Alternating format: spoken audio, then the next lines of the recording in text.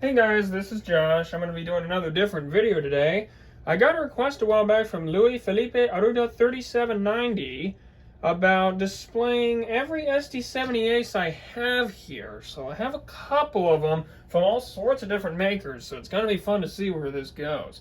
I think I'm going to start off with the newest arrival of the fleet of aces, the UP 1995, the Athearn Genesis model I picked up for Christmas a while back. So happy to have this guy. Like I mentioned in the unboxing video of this bad boy, I have a past with this thing.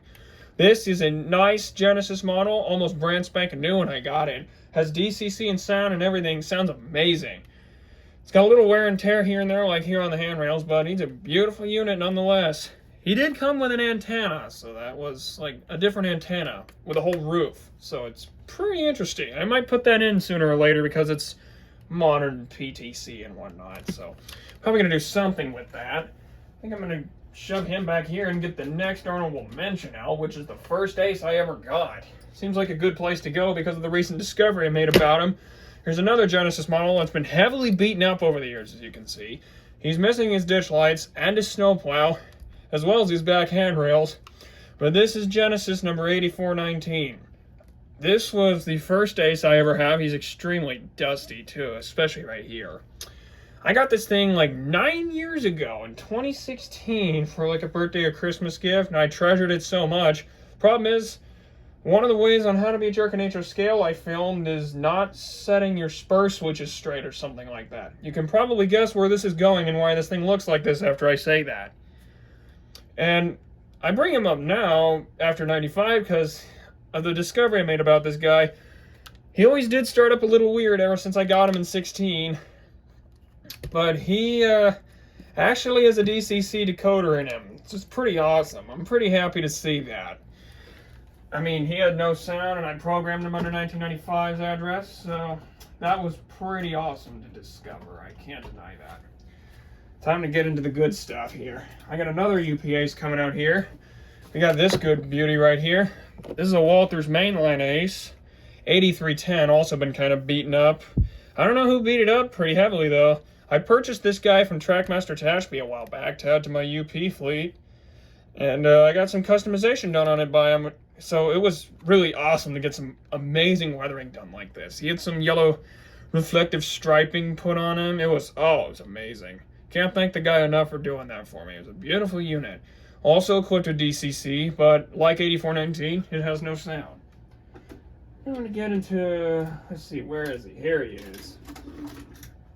This is an interesting one. Probably the only good Bachmann piece of machinery I have, the Wabash Heritage unit. I have a past with this thing too. He was supposed to come through here in like 2012 when I was pretty young. There was a massive derailment in like early 13. It was like 12 or 13 or something when it happened.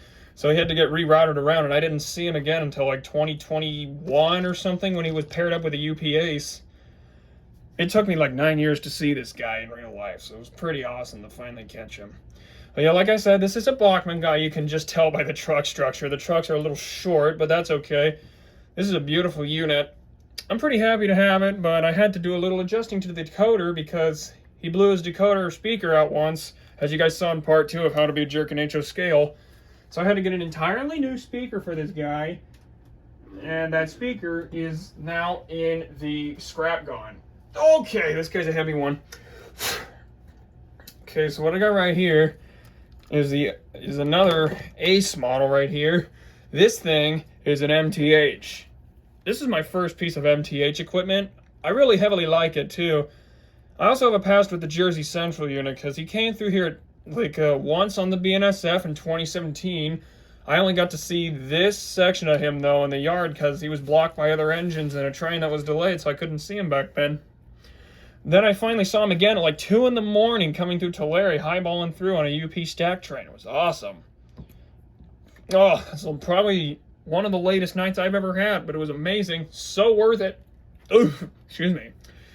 So this thing is DC, no DCC in it. I might change that at some point.